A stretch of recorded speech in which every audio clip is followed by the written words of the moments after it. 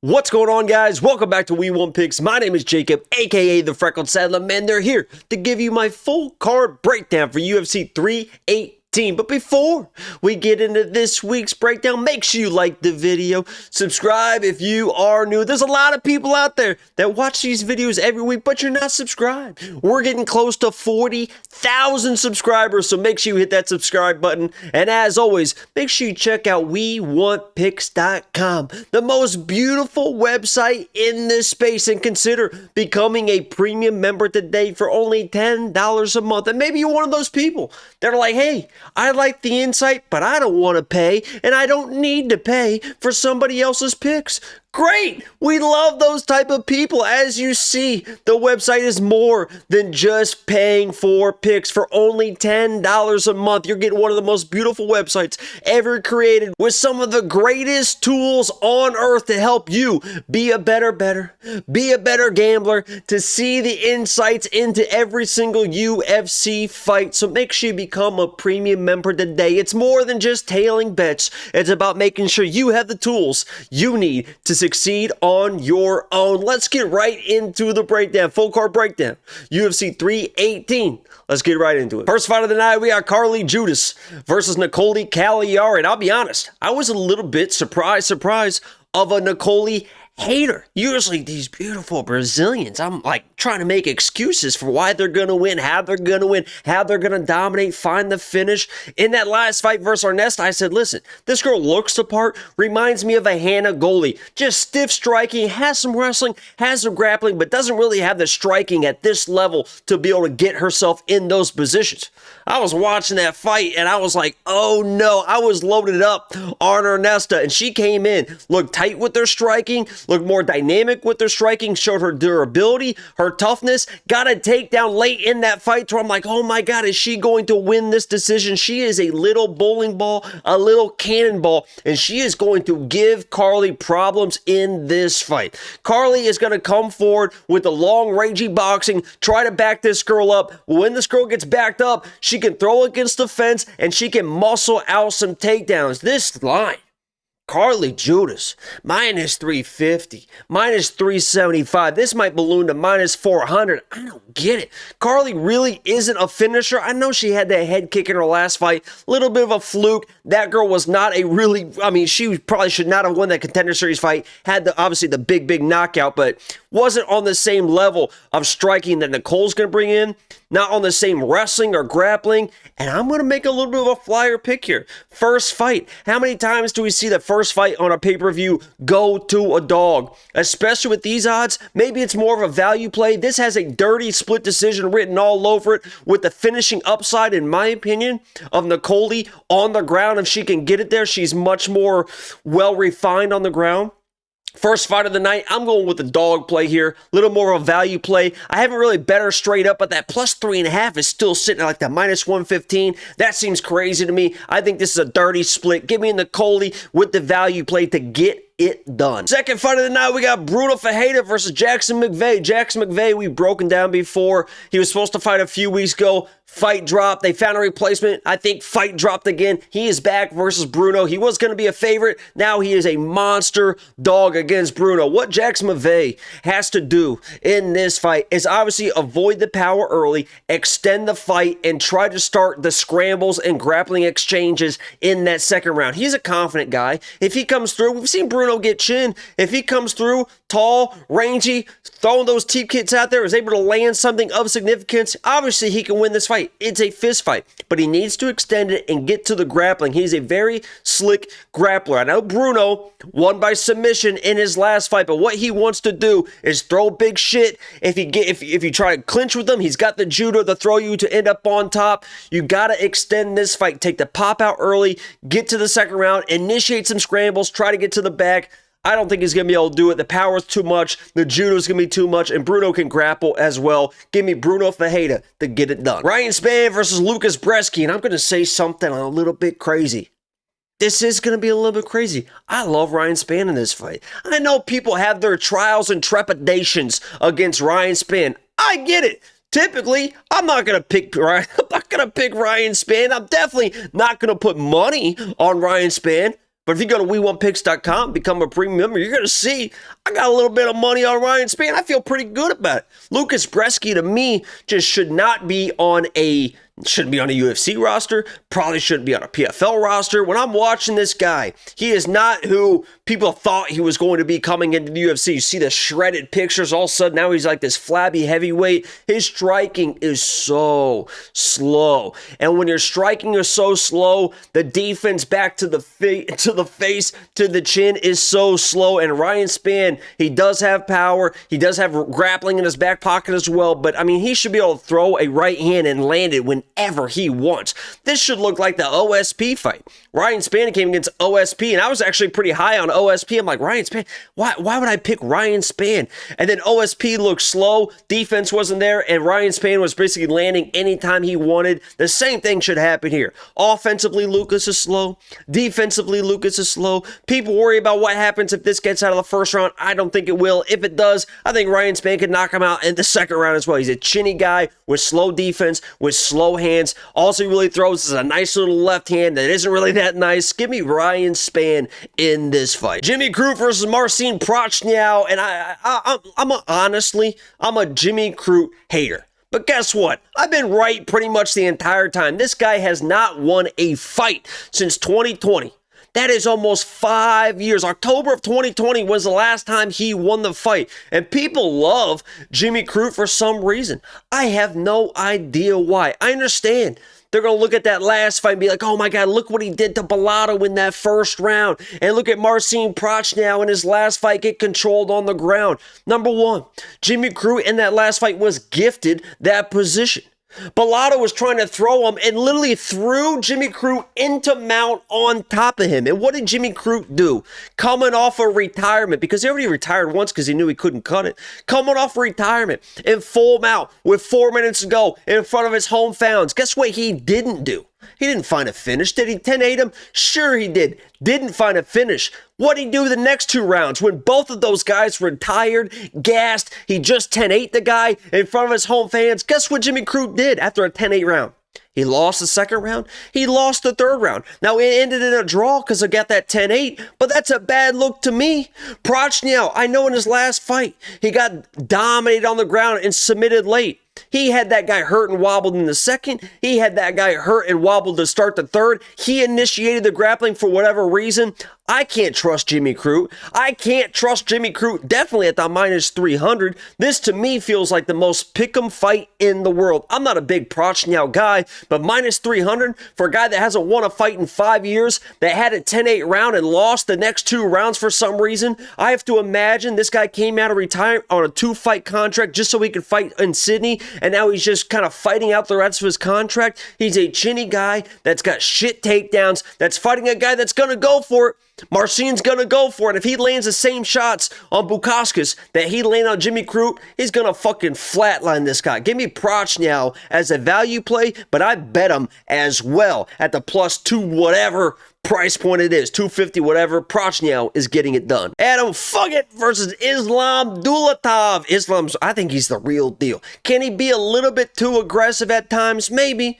And we'll see if the tenacity and experience of Adam Fugitt can get him to the second round and beyond. But what I love about Islam is he is a well-rounded fighter. He is going to blitz you with the big strikes, the big combinations. He's going to have Fugitt in trouble early. He is going to be backed up against the fence. But the second thing that I love about Islam is the fact that he also has grappling. You saw that in the Contender Series fight. When he started lighting this guy up and he started going down to the legs and stuff, you saw some nice little spins to the back. My flyer play here, I'll give you a little tuner here, Islam by submission. I think Fugitt is a little bit of a durable guy, and those blitzes may not work the way he thinks, and he has to resort to the submissions because you don't want to gas yourself out too much trying to chase a finish on the feet. Go to the submission, grab the neck, get it done. He's got KOs. He's got submissions as well. I think he gets it done early. Fugitt may be able to survive into the second, into the third, but Islam is just such a well-rounded fighter. He's going to blitz him early, and I think he gets it done early. Ateba Gautier versus Robert Valentin. Robert better get a takedown.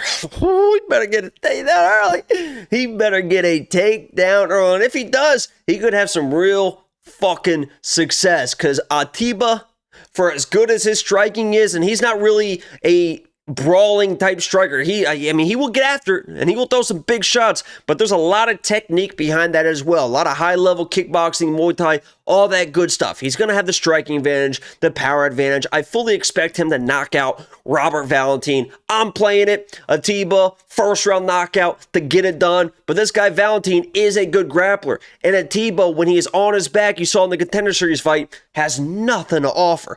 A lot of his takedown defense is all muscle. He just kind of digs those underhooks, holds you stiff, looks at his corner, they tell him which way to move, and he just throws you off. He's still thinking through those positions. And if he gets flat on his back, he has nothing to offer to getting back on his feet, which is also good and bad. A lot of times these kind of white belts will try to get back to the feet. That's when they make mistakes. This guy, I fully expect if he does go to the ground, he'll just stay in his guard, stay safe, get to the next round, try for the knockout. Robert could be live he's very live for a submission if this goes to the ground. I don't think it's going to. Give me Ateba to get it done. Francisco Prado versus Nikolay whatever. Francisco Prado, last fight, he was my lock of the week. Underdog lock of the week versus Jake Matthews. I thought there was going to be more takedowns there. He got a takedown early, never really went to it. I think the takedowns could be there if he needs it, but he's going to be the faster, more dynamic striker. Nikolay's going to sit on some shots, not really high volume, has some wrestling, but we've seen that get exposed in his last few fights. I like Francisco Prado here. He should just be the better fighter. It's a close fight, could be a decision. I hope Prado really shows up and gets that finish. It's kind of been eluding him. He is such a high-level fighter, just really hasn't put it together. Some really good competition, though. Definitely a step down for him. Minus 150, whatever it is. We'll see how it plays out, but I like Prado just to be the more well-rounded fighter. Marvin Vettori versus Brendan Allen, straight out of their casino brawl. If you guys didn't know this, they got in a fight. Brendan Allen came running at him, right hand down the pipe. Marvin Vettori's looking right at him, no head movement. That's kind of the way that Marvin Vettori boxes. He is almost like a Paulo Costa. I mean, he just kind of stays in the pocket, will let you hit him, try to return. He's got a concrete blockhead with not much power. He's got wrestling, he's got grappling, but there's nothing. When I'm watching Marvin Vettori, I'm like, what does he do well? He's durable. But what do we say about people that we know are durable? That means they just kind of get the shit beat out of him. He's a durable guy that will march forward, but this isn't a 5-round fight. And people have been giving Brendan Allen shit for losing to Fluffy. Fluffy buries about everyone. Losing to Imavov. Imavov is the #1 contender now that could very easily win the fucking belt. And he was controlling that first round before he started to slow down. Brendan Allen has had chin issues in the past. Marvin Vettori is not the most dangerous guy in the world. And I know people don't want to hear this, but Brendan Allen is the better boxer of the two. When you're throwing actual combinations and a long-rangey striker, that's Brendan Allen. Marvin Vettori needs to get in your face with those little stubby Italian arms, get hit and just kind of throw volume. I like Brendan Allen to have the bigger moments. If he forces wrestling early, probably a mistake, and we'll see if he starts to slow down. But Brendan Allen, again, is one of those guys that doesn't necessarily need a takedown to get in those advantageous positions. He can just kind of push you against the fence. All of a sudden, he's climbing on your back. Now he's got your back. Now he won the round. So Brendan Allen, to me, just has too many paths to victory in this type of fight. Marvin Vettori is a tough dude. He's a durable dude. If he can come in with volume early, push Brendan back, he can definitely steal a round or two, but I like Brendan Allen. He's a more dynamic striker, and without the power of Marvin Vettori sitting on shots to test the chin of Brendan Allen, I like Brendan Allen to get this done. Phillips versus Vinicius Oliveira. Lock dog. Both these guys I know very, very well. Phillips is a former lock of the week a couple times. Vinicius is a former lock of the week, and I picked against him with Bernardo Sopai as the lock of the week, so I know both these guys very, very well. Kyler is a guy that's got the flashy stuff, and people are going to love Kyler in this matchup because Vinicius is much more stoic, grounded, doesn't do a whole lot of stuff until he starts throwing, and Kyler is a guy that just kind of dances around, has wrestling, has grappling.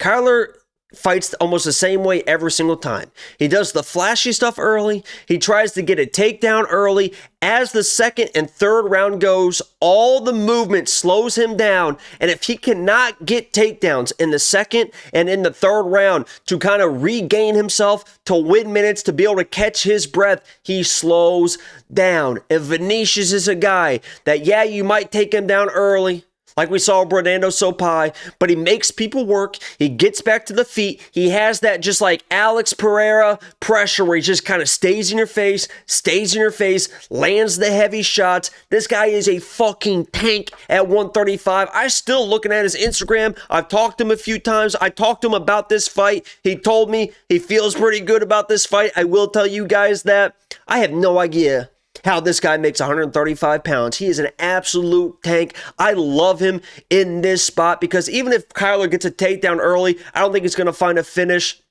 And in the second and third rounds of this fight, you're going to see Vinicius really start taking over with that pressure. And if Kyler can't get takedowns in the second and the third round, which I don't think he's going to, he will not win this fight. Outside of a wild spinning wheel kick or something that Kyler can throw, I just think that Vinicius' pressure just starts wearing him down. The takedowns won't be there. And if he can't get the takedowns to rest, he is going to be in big trouble. I wouldn't be surprised if Vinicius finds a finish in the second or the third round of this fight. Give me Vinicius to get this done. Michael Johnson versus Daniel Zellhuber. I was against Daniel Zellhuber in his last fight. Esteban Ribovics as my lock of the week. One of the greatest lock of the weeks of all time.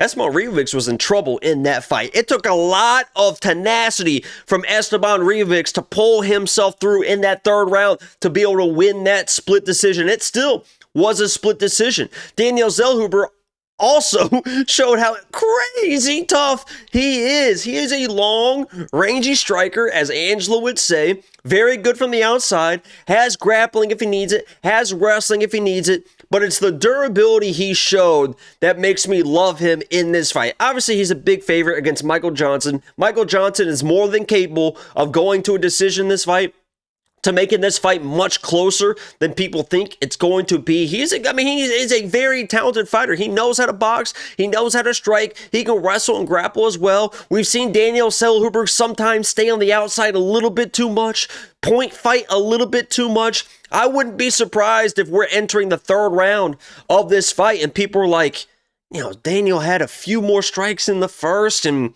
he landed that one shot in the second, so I think that he's probably up. And then the live odds are like minus 300, minus 400, and you're like, I think he's winning this fight. I'm going to take Daniel Zellhuber in this fight. He is the younger, better striker. Not as dangerous as people probably think he is, but I wouldn't be surprised if he finds a finish as well. I'm not going to be surprised if this is closer than people think, but Daniel Zellhuber has all the tools to get it done, and he is going to be my pick. Dan Ige versus Pitbull, and I respect and like Dan Ige for everything he's brought into the UFC. Obviously, the short notice stuff. I was actually at that fight at 303. It was absolutely insane. He's got crazy power. He's crazy durable.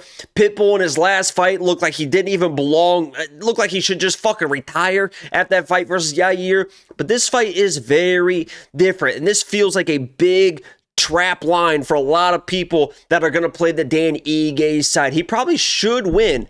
And if Pitbull brings in that same performance he had against Yair, he's going to lose. And he could get knocked out by a guy like Dan Ige. But Yair was really giving Pitbull issues with all those kicks. Like, Pitbull looked like he didn't even prepare at all for a high-kicking, long-rangey game plan of Yair. When he went, he was landing some good shots. You could see the speed is still there for a guy like Pitbull. This matchup versus Dan Ige is like the tailor-made matchup for Pitbull. If Pitbull is coming into the UFC and wants to be that same guy that he was at Bellator, you have to beat a guy like Dan Ige, because Dan Ige is going to stay in your face and box with you, and that's what Pitbull wants. Is he going to get the takedowns? Maybe. I think he's going to sit there and box with this guy, and this could be another one of those situations where people are doing some mental math of like, damn, Pitbull's landing some shots, but Ige's got the volume, and this could also be one of those dirty splits. I'm going to rely on what I know from Pitbull from his Bellator days in fights like this against a guy like Dan Ige, and I'm going to take Pitbull. I don't love it. I haven't bet it, but I got to sit here and make a pick for you, ladies and gentlemen, here every single week. So as a pick, I'm going to take Pitbull because I think it's like the tailor-made matchup for something that he should win against a guy like Dan Ige, who has lost these type of fights before. But if you're playing the Ige side, I get it. Pitbull looked like absolute shit in his last fight. Matchups make fight, styles makes matchups, whatever that fucking saying is, give me Pitbull to get it done. Kevin Holland versus D-Rod. I mean, I'm like most of the world here, I'm all over Kevin Holland. D-Rod is a former lock of the week as well. It feels like almost everybody in the UFC at this point has been a lock of the week. I know D-Rod pretty well. Good boxer.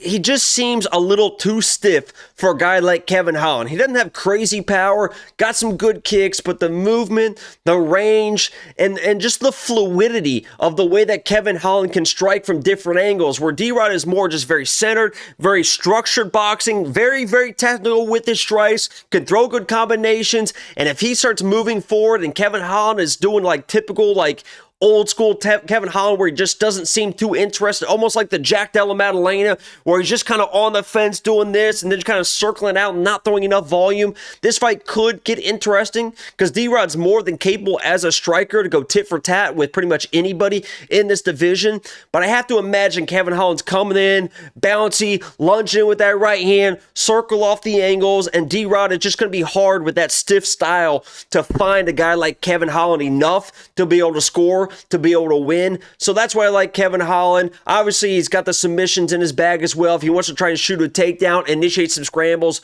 long, rangy. We've seen D-Rod get in trouble with stuff like that in the past, but I like Kevin Holland here. Rangy, long, athletic, snipe right hand, movement, duck. Hard for D-Rod to find him. Give me Kevin Holland to get it done. Co-main event, we got Paulo Costa, a former lock of the week. Surprise, surprise. Everybody's a lock of the week. Versus Roman Kopylov. And a lot of people, like me, just saw this matchup. Kopylov, move on. We're done with it. But I will say, this one could get... I mean, if Paulo Costa is doing or does what he says that he's going to do. Paulo Costa has come in this week and said, I'm completely changing who I am.